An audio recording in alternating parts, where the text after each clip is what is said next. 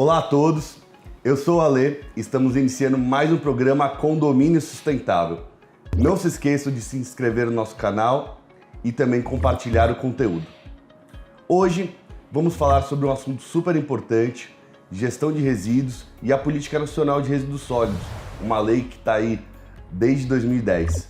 Para falar sobre esse tema, chamei aqui meu parceiro Fabrício Soler, professor, advogado e especialista em direito dos resíduos e autor do livro Gestão de Resíduos, o que diz a lei.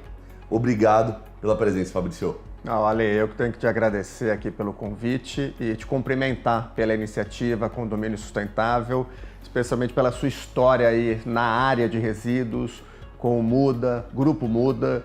Eu acho que para mim é uma satisfação estar aqui hoje batendo um papo contigo e com o pessoal que acompanha as redes do Muda. Muito obrigado, Fabrício. Fabrício, conta aí pro nosso público, né, que convive ali diariamente com o resíduo, né, nos condomínios, mas que não sabe muito por trás disso, né? O que é a Política Nacional de Resíduos Sólidos? De onde veio? Quando foi criada? Vamos lá, Ale. Primeiro, eu acho que o importante é a Política Nacional de Resíduos Sólidos é uma lei. Então, ou seja, tem um peso normativo. Então, é uma lei que regulamenta a gestão e o gerenciamento de resíduos sólidos no Brasil. Talvez um dos pontos de destaque da lei é uma lei de 2010, então ela tem aí 11 anos, completou 11 anos em agosto, né? Tá indo aí para o 12º aniversário ano que vem, e ela traz algumas diretrizes importantes para o gerenciamento de resíduos. Um deles, na minha opinião, talvez um fundamental, é o conceito de responsabilidade compartilhada pelo ciclo de vida do produto. Pô, mas Fabrício, extenso, né? O que significa responsabilidade compartilhada pelo ciclo de vida do produto? Significa o seguinte, você tem o uso do produto, tem a fabricação do produto, você consome, gera o resíduo e quem faz o quê? Né? Quais são as responsabilidades? A nossa responsabilidade na qualidade de cidadão, de usuário, de consumidor, a responsabilidade do comerciante, do distribuidor, do fabricante, do importador, do poder público. Então, e nesse ecossistema, naturalmente, nós temos os condomínios, né, que estão localizados nas cidades, onde tem uma geração significativa e ali importa uma gestão especial, particular, para potencializar essa gestão. E o que é potencializar a gestão? É evitar que os recicláveis que hoje são gerados nos condomínios sejam encaminhados para uma disposição em aterro sanitário. E por que desviado do aterro sanitário? Porque os materiais recicláveis podem ser desde reaproveitados, reutilizados ou, na verdade, fomentar a reciclagem, né? Virar novos produtos. Né? Nós temos aqui, naturalmente, uma caneca que corporifica esse exemplo, né, de um material que no passado foi um resíduo, hoje é um produto que está aqui, e é esse o espírito da Política Nacional de Resíduos Sólidos. A responsabilidade compartilhada é trazer atribuições para cada agente da cadeia, para todos os agentes da cadeia da fabricação, produção, importação, distribuição, comércio de produtos, onde inclui o consumidor, o usuário e o poder público. Então, cada um faz algo para minimizar o impacto do resíduo no meio ambiente. Legal. E, na minha opinião, a questão do condomínio, que é uma diretriz fundamental aqui, inclusive do nosso programa aqui, ele é hoje, as pessoas estão na cidade, estão na zona urbana. Né? Você pega áreas concentradas como as capitais, cidades com mais de 200, 300 mil habitantes, onde tem um alto volume, né, de condomínios, a gestão nesses locais é fundamental. E essa gestão, fundamentalmente, é permitir com que os materiais sejam devidamente separados, de forma correta, para permitir essa reciclagem. Legal. Para quem não sabe, aqui no Condomínio Sustentável a gente só não fala, a gente aplica na prática aqui, ó. As canecas são de fibra de arroz. Aí o Fabrício falou. Fabrício, e aí a lei, eu sei que ela tem algumas diretrizes, né? Quais são as principais, assim, da lei?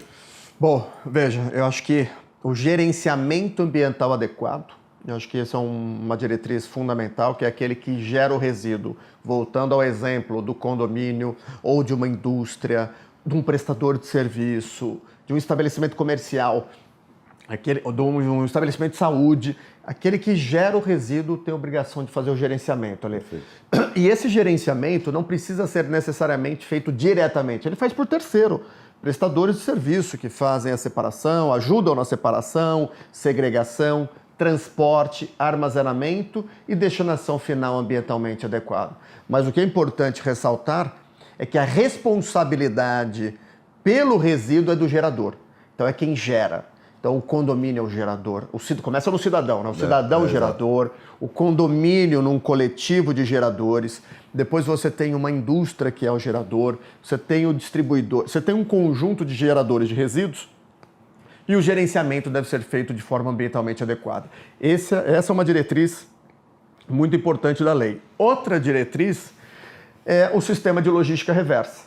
Perfeito. Que é algo que vem sendo regulamentado no Brasil, pasme, desde a década de 90. Você vê desde 90? Desde 90. A gente, no primeiro momento, parece que a partir da política nacional regulamentou a logística reversa. Não. Desde a década de 90, com a regulamentação da logística reversa de óleo lubrificante, pneus, pilhas e baterias, já vem da década de 90. Em 2010, a Política Nacional de Resíduos previu a possibilidade de estender a logística para outros produtos, como eletroeletrônicos, lâmpadas, que não tinha, né? Não estava previsto, não tinha regulamento anterior, e também estender para os produtos comercializados em embalagens e para também medicamentos. Particularmente, acho que nas embalagens é onde tem, na minha opinião, uma grande sinergia com os condomínios, né? Que é onde está a grande geração, que é no resíduo doméstico, no domiciliar, né? Nas casas. E eu sempre falo, né? O condomínio residencial, eu acho que é o maior gerador heterogêneo, né? Porque você tem lâmpadas, você tem pilhas de baterias, você tem medicamentos, né? E você tem as embalagens gerais, né? É um dos públicos que mais, né? Exato. Bom ponto que eu acho que você abordou, que tem uma geração difusa de vários tipos de produtos, mas, na minha opinião, ainda hoje há talvez uma melhor percepção do potencial nos condomínios das embalagens em geral. Eu acho que o eletroeletrônico vai também, eu acho que é uma oportunidade bem interessante também nos condomínios, eu acho que tem uma geração significativa. No caso dos medicamentos, só um parênteses, ele tem uma regulamentação bem interessante em que o varejo é parte disso, né? Então as drogarias e farmácias, elas estão ativas, estão com pontos de recebimento, então acho que está melhor contextualizado. Perfeito. Já no de embalagens, eu sinto que há uma lacuna entre distribuidores e fabricantes nessa operação. De quem é a responsabilidade. Perfeito. Onde entra... E importador também, né? Exato. E aí onde entram os programas que potencializam essa recuperação dessas embalagens nos próprios condomínios. Que começa com uma conscientização do cidadão, do usuário. Primeiro separe, não misture, deixe limpo, cuidado, porque se você misturar, você contamina o material que está bom. Contamina no bom sentido, no sentido de você dificulta a reciclagem daquele material. E aí que entra esse trabalho forte de conscientização, sensibilização, orientação, para ajudar. É um processo, na minha opinião, é um processo de interesse público, inclusive. É um papel até que, na minha opinião, supera essa questão da conscientização e vai para uma educação ambiental que é um dever do Estado. E você vê hoje inúmeras iniciativas privadas trabalhando nessa sensibilização, nessa comunicação, ajudando o usuário ao consumir de forma responsável e, mais do que consumir de forma responsável, fazer a separação, cumprir com a sua obrigação, porque isso é um ponto importante, Ale. Dentro da Política Nacional de Resíduos está previsto.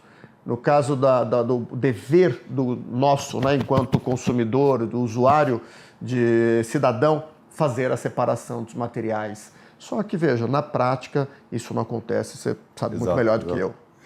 Fabrício, eu tenho uma indústria, né, fabrico um produto X.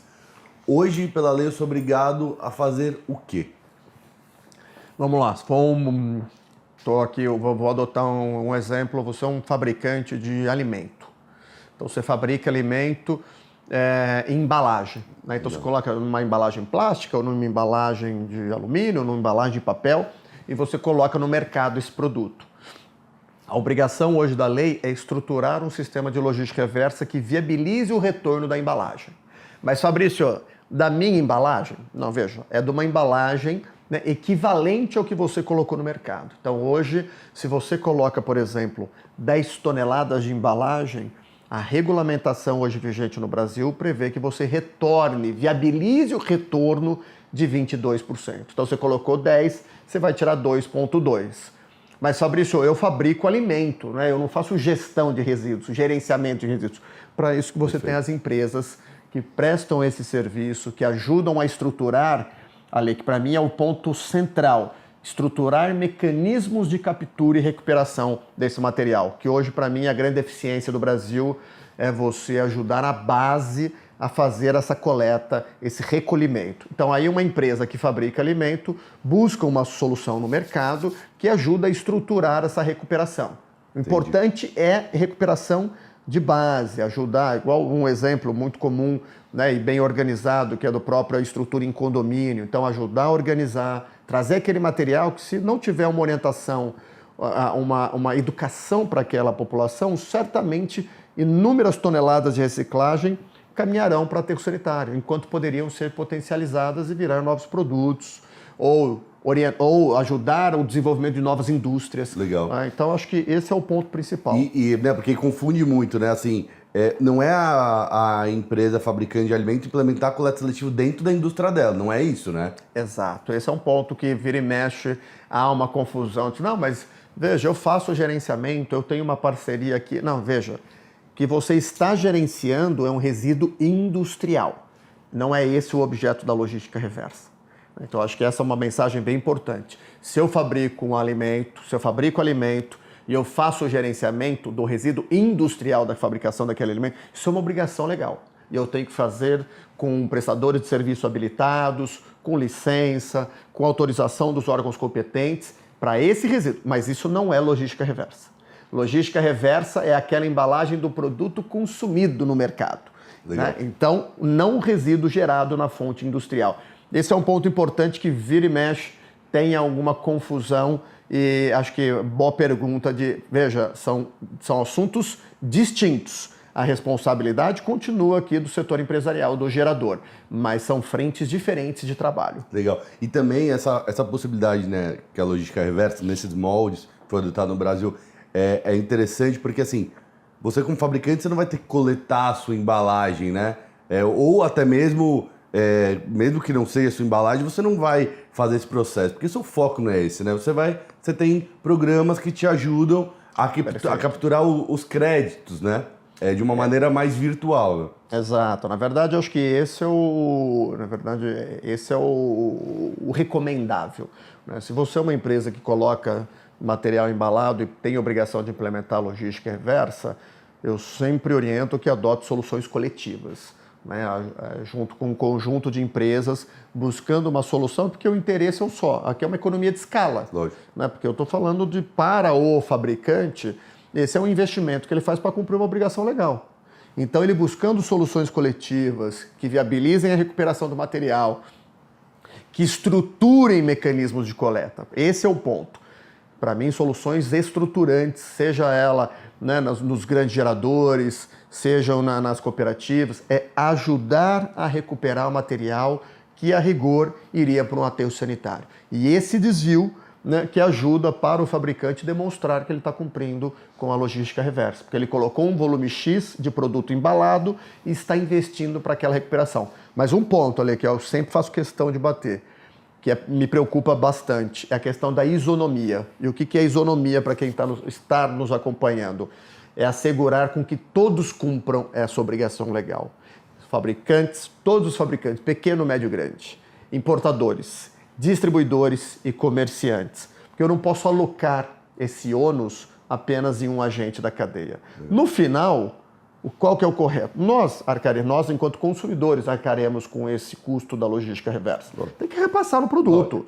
Mas aí nós temos que fazer com que todos arquem e repassem esse custo no produto, para evitar que haja, né, uma discrepância no mercado e aquele que não implementa e, portanto, não investe no retorno dos materiais tem um diferencial competitivo. Essa é uma tecla que eu faço questão de bater firme, e isso não é questão de pequena, média e grande empresa, Ale. Porque é o seguinte, o pequeno que tem 10 toneladas vai recuperar 2,2. O que tem 100 vai recuperar 22. O que tem 1.000 vai recuperar 220. E assim, proporcionalmente. Hoje, só para explicar aí para quem está nos assistindo, qual que é o mínimo que a indústria tem que reciclar? Hoje a meta de recuperação, né, em reciclagem é 22%.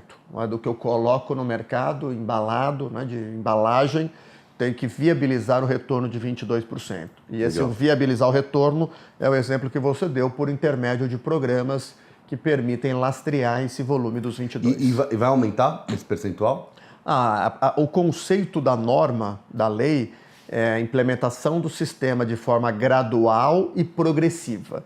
Então significa que eu vou ampliando a implantação da logística reversa e vou progredindo em termos de meta. Pode ser, Ale, que tenhamos metas até diferentes, que talvez o esforço para a recuperação do plástico seja um pouco diferente da do papel, que pode ser um pouco diferente da do vidro, que pode ser um pouco diferente do alumínio, que pode ser do aço. Por exemplo, hoje mesmo no Brasil, a logística reversa de aço, a meta é 28%. É 28% por um termo assinado pelo setor de aço. Já para os demais materiais, 22%. Mas o esforço para cada tipo de recuperação, ele tem uma diferença. Então, é possível que haja uma estratificação aí no curto, médio prazo no Brasil e se tem algumas metas diferentes por tipo de material. Legal. E, bom, Fabrício, você... acho que quantos anos você está nessa área já?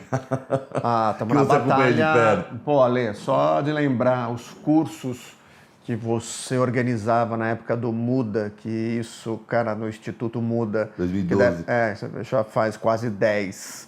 Eu venho do setor, eu comecei com licenciamento de aterro sanitário em 2004, 2005. Caramba. Estou quase 20 anos aí nesse setor, envolvido com as discussões, com a regulação e firme no debate. Pessoal, o papo está muito bom e por isso nós vamos criar um segundo bloco. Normalmente nós não fazemos isso, mas vamos estender.